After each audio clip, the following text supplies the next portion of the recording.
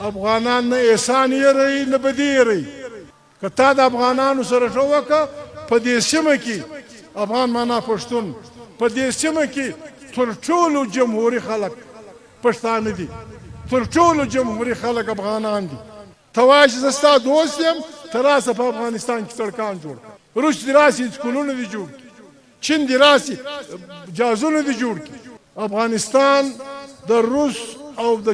امریکې په کشف و بګیر کې برباد شوی دی افغانستان نور مه تنګوه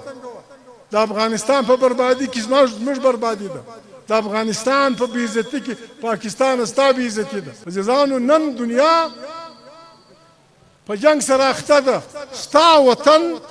د دنیا جهان د نعمتونو ډک وطن دی چې په دنیا کې ته یو نعمت یادوې هغه ستا په وطن کې ستا سره زر هیلیم پلانا نومونه یې زما نه دي زده دا ستا په دې وطن کې ستا پښتون وطن کې په افغان وطن دغه نعمتونه موږ خواست کوو موږ امریکې ته خواست کوو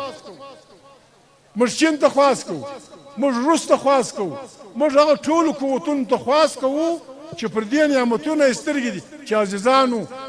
د پخوا په شان لکه زورورو چې و پر نعمتونو باندې خلک وژلو موږ مه وژنئ ډېرې بدې بلاوې دي ډېرې بدې توپونه او جهازونه ترې جوړ کړي دا ستۍ بمونه به د دنیا وسوځي موږ دوی ته خواست کوو چې راسئ یو د بل سره په مقابله راسئ ته وایې چې زه ستا دوست یم ته راسه په افغانستان کې سړکان جوړ کړه روس دې راسي سکولونه دې جوړ کړي چین دې راسي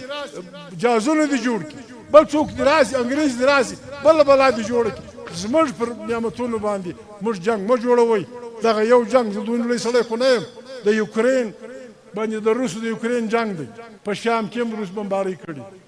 موږ به پښتونخوا ملایان پارټۍ به څهی خواست به یې څهی خو بېرته موږ خواست کوو جهان ته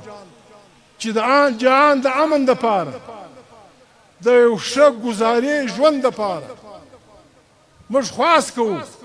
د دنیا ملکونو ته چین ته هندوستان ته نور ته چې دوی دې مهرباني وکړي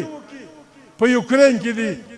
د روس او یوکرین یو د عزت روغه وکړي دغسې دا روغه پسې راوږده کړي فلسطینیانو په خوا او دلته زموږ په وطن کې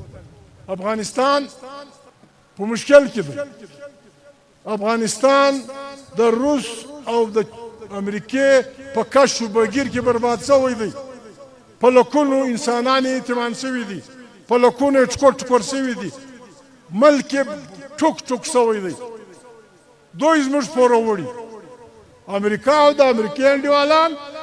روس او د روس انډیوالان چین پکښې جاپان پکښې دوی چې په افغانستان کې کوم بربادۍ جوړې کړي دي مهرباني دې وکړي برته د زموږ وطن را جوړ کړي افغانان بهادر خلک دي افغانان نه احسان یری نه بدي یری که تا د افغانانو سره ښه وکړه په دې سیمه کې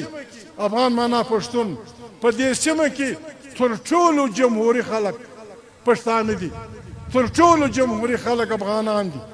که ته یې مهرباني وکړه لږ توجه مې وکړه انشاءالله الرحمن په 10 کاله کې به افغانستان د دې سیمې تر ټولو جمهوري ملک جمهوري پارلمنت به جمهوري خلک به دلته پاکستان ته موږ خواست کوو چې پاکستان یې مهرباني وکړه افغانستان نور مه تنګوه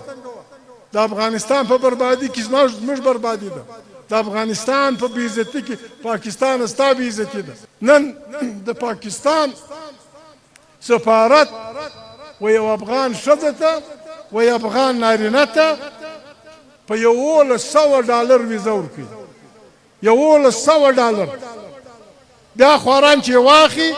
چمن کې مشترکې ورته درولې دي په بولده کې ورته درولې دي بیا په هر ځای باندې پولیس یې زیروي دا د ښه سړیتوب لار نه ده بیرته زه بیا دا خبره کوم افغانستان پکار ده چې ډېر ژر د خپل وطن د امن ساتنې دپاره ځان له خپله جرګه وکړي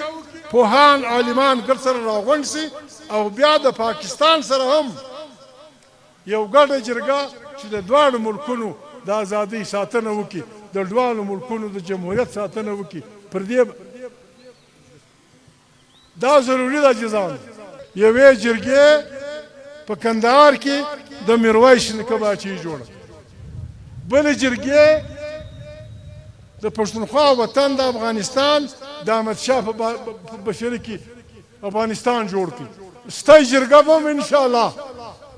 نوم به یې نه اخلو ستای جرګه به هم که خدای کول یو شی جوړوي او لوړه جنډه به پر ولاړئ زنده‌باد ګرد کوچنۍ درانۍ به اتڼ ورته کوي خلک به خوشحاله وي اسلام به وي مسلماني به وي خپل اتڼونه به وي